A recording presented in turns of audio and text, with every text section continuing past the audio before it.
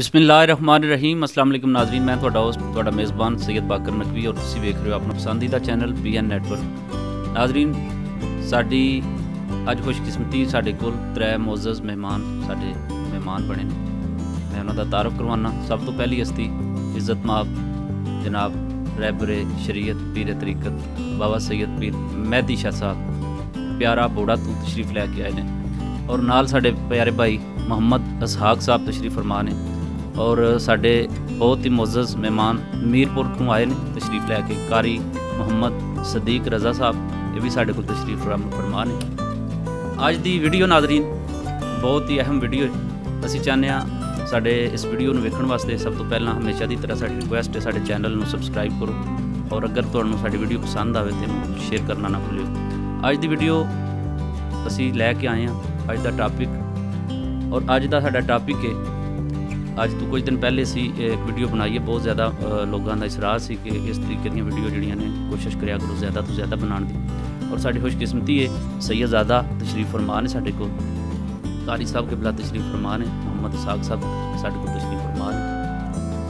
ਨਾਜ਼ਰੀਨ, ਅੱਜ ਦੀ ਸਾਡੀ ਇੱਕ ਫਿਕਰ ਦੇ ਰਹੇ ਹਾਂ ਤੁਹਾਨੂੰ ਛੋਟਾ ਜਿਹਾ ਔਰ ਇੰਸ਼ਾਅੱਲਾ ਆਲਮੇ ਦੀਨ ਸਾਹਿਬ ਤਸ਼ਰੀਫ ਫਰਮਾ ਨੇ ਇਹ ਵੀ ਇਸ ਬਾਤ ਦੀ ਤਾਇਦ ਕਰਨ ਦੇ ਔਰ ਤੁਹਾਨੂੰ ਪੈਗਾਮ ਵੀ ਦੇਣ ਦੇ। ਫਿਕਰ ਕੀ ਹੈ, ਇੱਕ ਸ਼ਾਦੀ ਦੇ ਮੌਕੇ 'ਤੇ ਅਹਿਲੇ ਖਾਨਾ ਸ਼ਾਦੀ ਦੀ ਜਿਹੜੀ ਤਾਰੀਖ ਨੂੰ ਮੁਕਰਰ ਕਰਦੇ ਨੇ ਉਹਨਾਂ ਕੋਲ ਕੋਈ ਚੰਦ ਵਕਤ ਉਹਨਾਂ ਕੋਲ ਹੁੰਦਾ ਹੈ ਜਿਹਦੇ ਵਿੱਚ ਉਹ ਸਾਰਾ ਸ਼ਾਦੀ ਦਾ ਅਰੇਂਜਮੈਂਟ ਕਰਨ ਵਾਸਤੇ ਉਹ ਵਕਤ ਲੈਂਦੇ ਨੇ। ਮਹੀਨੇ ਦਾ ਲੈਣ, 2 ਮਹੀਨੇ ਦਾ ਲੈਣ, 15 ਦਿਨ ਦਾ ਲੈਣ, 10 ਦਿਨ ਦਾ ਜਿਹੜਾ ਵੀ ਵਕਤ ਹੈ ਉਹਦੇ ਵਿੱਚ ਉਹ ਤਮਾਮ ਸ਼ਾਦੀ ਦੇ ਅਖਰਾਜਾਤ ਨੂੰ ਇਕੱਠਾ ਕਰ ਲੈਂਦੇ ਨੇ ਔਰ ਉਸ ਤੋਂ ਬਾਅਦ ਜਿਹੜੇ ਕਾਰਡ ਸ਼ਾਰਟ ਟੋਰਦੇ ਨੇ, ਲੋਕਾਂ ਨੂੰ ਬੁਲਾਉਂਦੇ ਨੇ ਸ਼ਾਦੀ 'ਤੇ, ਆਪਣੇ ਅਹਿਲੇ ਖਾਨਾ ਨੂੰ, ਦੋਸਤ ਅਹਿਬਾਬ ਨੂੰ ਜਾਂ ਜਿੱਥੋਂ ਦੂਰ ਦੂਰ ਤੋਂ ਬੰਦੇ ਆਉਂਦੇ ਨੇ।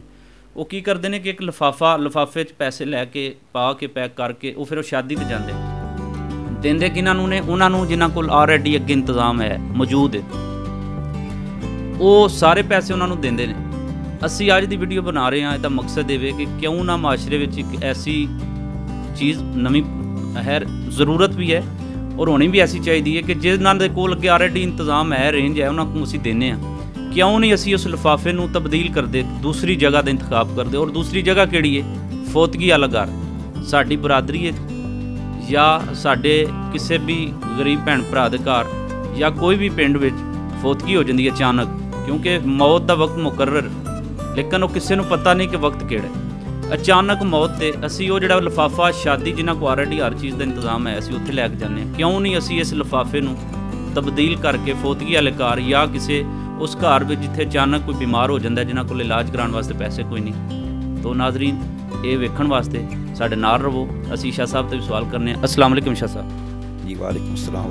शाह साहब, बहुत खुशी हुई है जनाब पहले नंबर ਤੇ ਤੁਹਾਡੀ ਬਹੁਤ ਮਿਹਰਬਾਨੀ, ਸ਼ੁਕਰੀਆ ਕਿ ਤੁਸੀਂ ਸਾਡੇ ਕੋਲ ਤਸ਼ਰੀਫ ਲੈ ਕੇ ਆਏ ਹੋ। ਦੂਸਰੇ ਨੰਬਰ 'ਤੇ ਸ਼ਾਹ ਸਾਹਿਬ ਮੈਂ ਤੁਹਾਡੇ 'ਤੇ ਸਵਾਲ ਕਰਨਾ ਚਾਹਾਂਗਾ ਕਿ ਇਹ ਕੀ ਕੀਤਾ ਜਾਵੇ ਕਿ ਥੋੜ੍ਹੀ ਸਾਰੀ ਸਾਡੇ ਮਾਸ਼ਰੇ ਦੀ ਸਲਾਹ ਵੀ ਹੋ ਜਾਏ ਔਰ ਇਹ ਜਿਹੜੀ ਚੀਜ਼ ਮੈਂ ਆਖ ਰਿਹਾ, ਜਿਹੜੀ ਬਿਆਨ ਕਰ ਰਿਹਾ, ਤੁਸੀਂ ਵੀ ਚਲੋ ਇੰਸ਼ਾਅੱਲਾ ਅੱਛੇ ਤੋਂ ਅੱਛੇ ਅਲਫਾਜ਼ ਵਿੱਚ ਬਿਆਨ ਕਰੋਗੇ, ਲੇਕਿਨ ਕੋਈ ਐਸਾ ਕਿਹੜਾ ਅਮਲ ਕੀਤਾ ਜਾਏ ਕਿ ਇਸ ਰਸਮ ਨੂੰ ਤਬਦੀਲ ਹੋ ਜਾਏ ਔਰ ਅਗਰ ਉਹ ਨਾ ਵੀ ਹੋਵੇ ਫਿਰ ਵੀ ਕੁਝ ਐਸਾ ਕੋਈ ਇਹਦਾ ਕੋਈ ਰਾਹ ਨਿਕਲ ਆਵੇ ਕਿ ਅਚਾਨਕ ਜਿੱਥੇ ਮੌਤ ਹੋ ਜਾਂਦੀ ਉੱਥੇ ਵੀ ਅਸੀਂ ਮਦਦ ਨੂੰ ਪਹੁੰਚੀਏ, ਕਿਉਂਕਿ ਉੱਥੇ ਜ਼ਰੂਰੀ ਹੈ ਸ਼ਾਦੀ ਦੀ ਨਿਸਬਤ ਤੋਂ ਮੈਂ ਇਹ ਸਮਝਣਾ ਜ਼ਰੂਰੀ ਹੈ ਕਿ ਤੁਸੀਂ ਕੀ ਆਖਦੇ ਹੋ।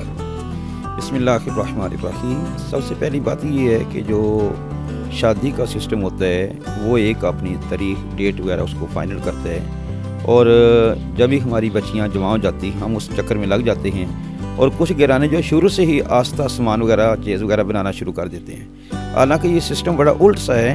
असल में तो ये होना चाहिए कि खर्ची शादी के तमाम जितने एक्सपेंसेस हैं वो लड़के वालों को बर्दाश्त करने चाहिए, क्यों लड़का कमाई करता है, बच्ची वालों को नहीं करना चाहिए। लेकिन सिस्टम ऐसा बन गया है, लेकिन फिर भी जो हमारा सिस्टम चल रहा है उसमें यूँ है कि उसका हम पूरी तैयारी के साथ, हमारे पास टाइम होता है, हम पूरी तैयारी करते हैं और शादी हम करते हैं।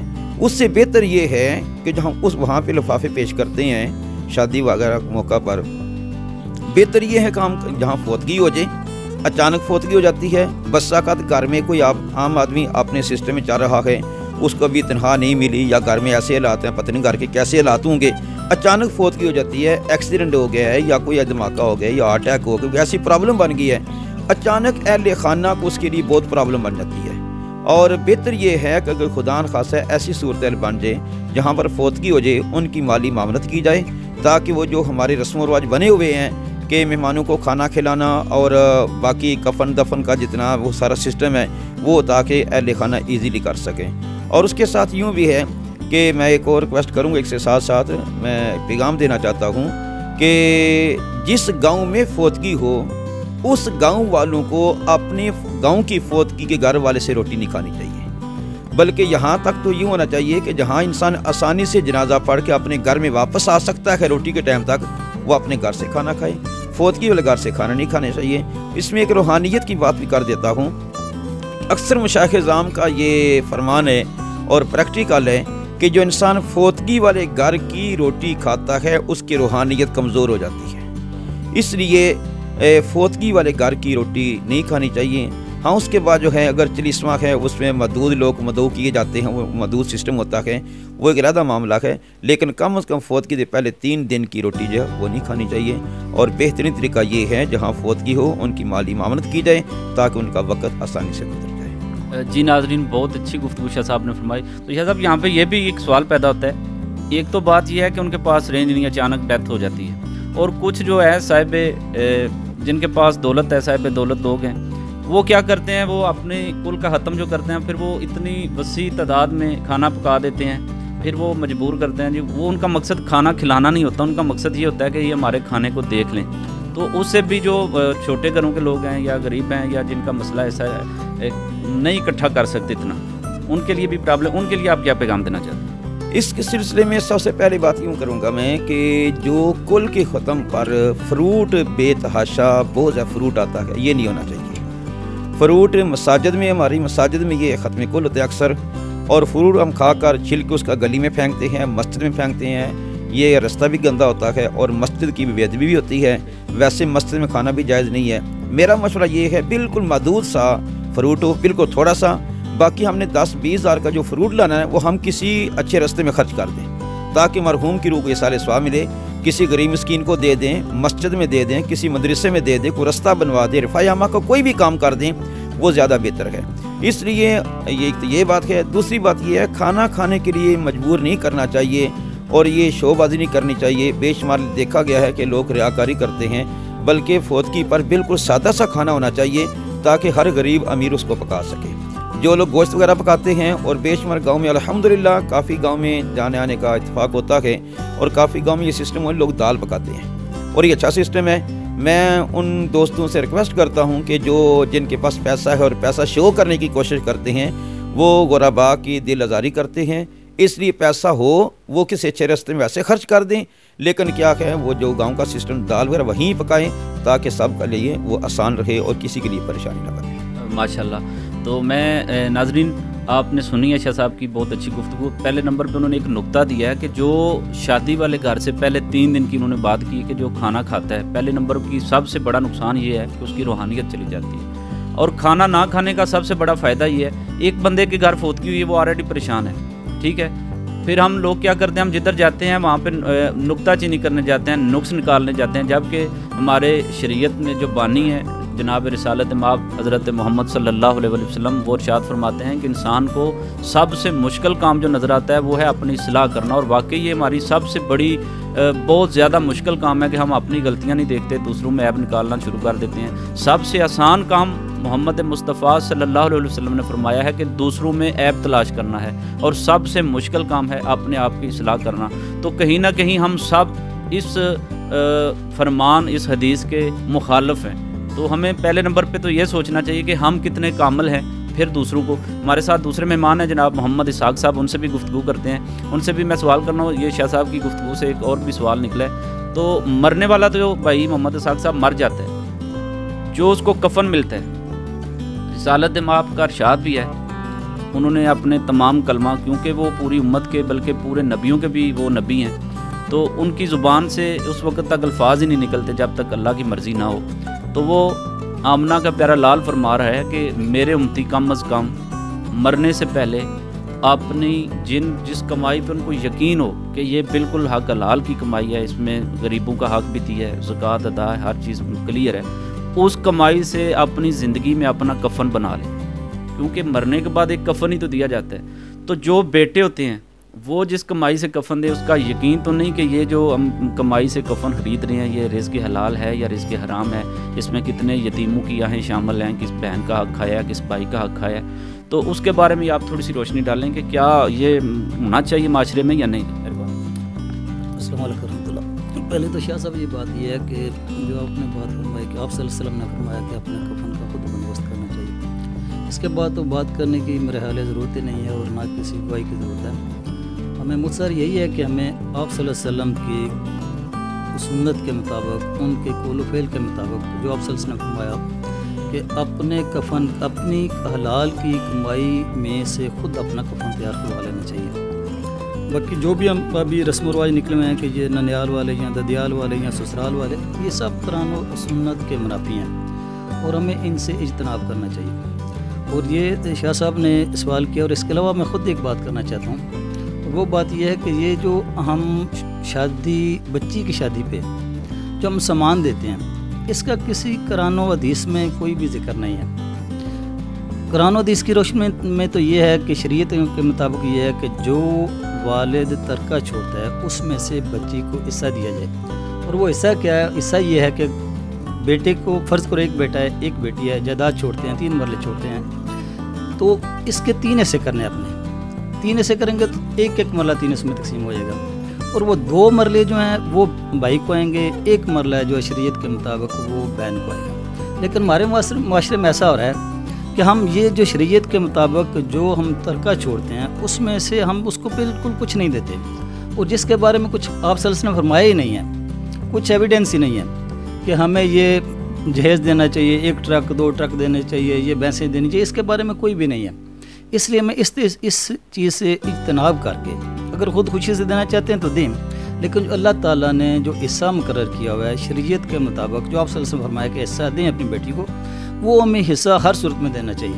ہمارے معاشرے کا المیہ یہ ہے کہ ہم جہیز وغیرہ تو دے دیتے ہیں، جب ہماری بہن کوئی ہماری بیٹی کو اپنا حصہ مانگتی ہے، یہ اس کا شور مانگتا ہے کہ جو اللہ تعالیٰ نے آپ کو حصہ دیا ہے وہ اپنے بھائیوں سے، اپنے والدین سے اس کا مطالبہ کرو، تو ہم جو بھائی ہیں یا جو والد ہیں وہ اس کے دشمن بن جاتے ہیں اور کہتے ہیں کہ اس نے بہنوں والی بات نہیں کی، اور اگر ہم حصہ دے دیتے ہیں تو پھر کہتے ہیں کہ آج کے بعد چونکہ آپ نے حصہ لے لیا ہے اس لیے بھی اس گھرانے سے آپ کا کچھ تعلق ہی نہیں رہا، جبکہ آپ صلی اللہ علیہ وسلم کا فرمان ہے کہ جب اپنی بہن یا اپنی بیٹی کے گھر جائیں تو اس بے توفیق جو کچھ آپ کو توفیق ہو لے کے جائیں، ان کے گھر خالی نہ جائیں۔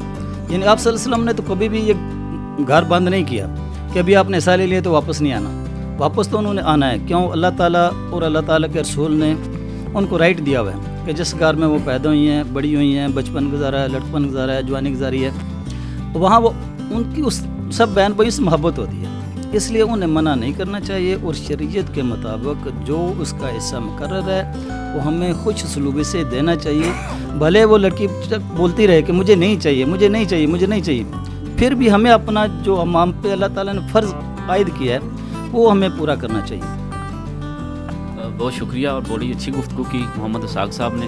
میں آخر میں ضامن دوں گا ہمارے مہمان ہستی جناب محمد صدیق رضا صاحب کو بھی، یہ میر پور سے آئے ہیں اور ہماری خوش قسمتی ہے یہ اس وقت ہمارے ساتھ ہیں۔ میں ان سے بھی یہ سوال کروں گا، قبلہ آپ سے بھی یہی میں کروں گا کہ پہلے نمبر پہ تو آپ کوئی پیغام دیں ہماری اس عوام کو، ہمارے اس معاشرے کو، کیا کوئی ایسا غلطی ہوئی ہے یا کیا ایسا سبب بنا ہے جس کی وجہ سے یہ سارے معاملات جو ہم پہ آ گئے ہیں، جو حقیقت میں بھائی اسحاق فرما رہے تھے کہ رسول کی سنت ہے وہ ہم نہیں مان رہے، جو سنت کے کام منفی ہیں وہ ہم مان رہے ہیں، جو رسول فرما کے نہیں کہ وہ ہم مان رہے ہیں۔ تو یہ کوئی آخری پیغام دے ہماری عوام کو، ہمارے معاشرے کو، کیا ایسا کیا جائے وہ ہماری جو رسول صلی اللہ علیہ وسلم کی سنت ہیں، جو باتیں ہیں جو بتائی ہوئی، ان پہ ہم چل سکیں؟ جی مہربانی۔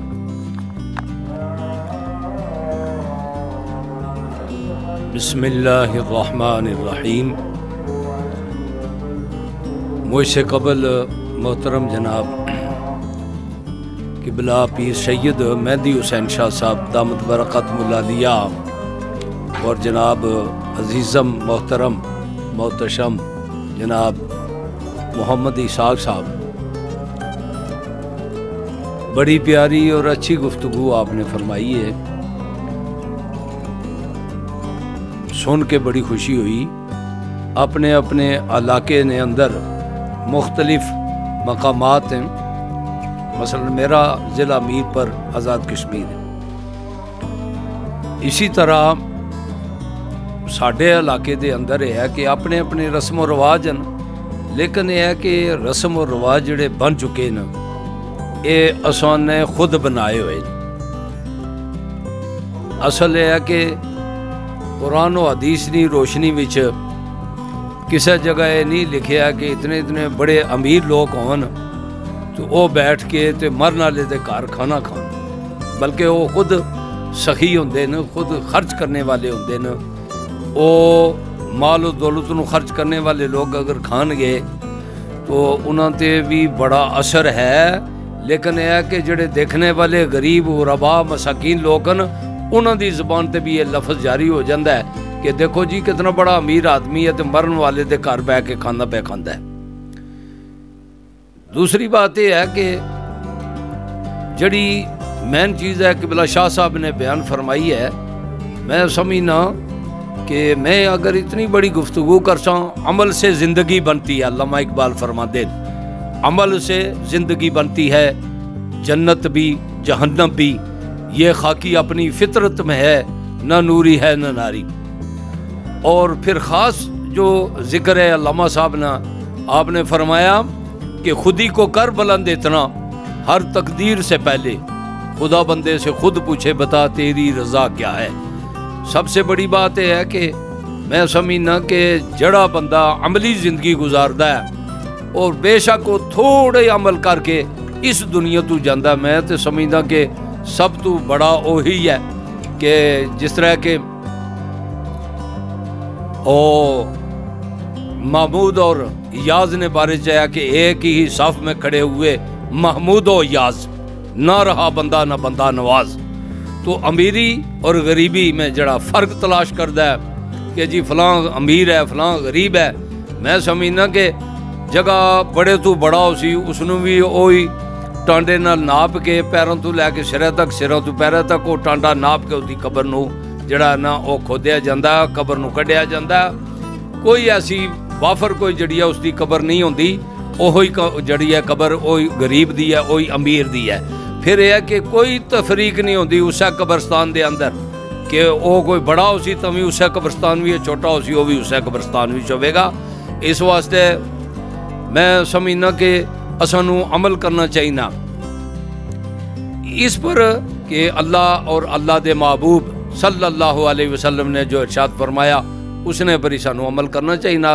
और मैं समझना कि अल्लाह तबारक व तआला सानू अमल ने भी तौफीक अता फरमाए। वमा अलैना इल्लल बलाग। जी मोअज़्ज़ज़ नाज़रीन, बहुत ही खूबसूरत गुफ्तगू तुसीं समात फरमाई है। साडी फिर हमेशा की तरह रिक्वेस्ट है, अगर साडी ये गुफ्तगू अच्छी लगे साडी इस वीडियो नूं ज़्यादा से ज़्यादा शेयर करो।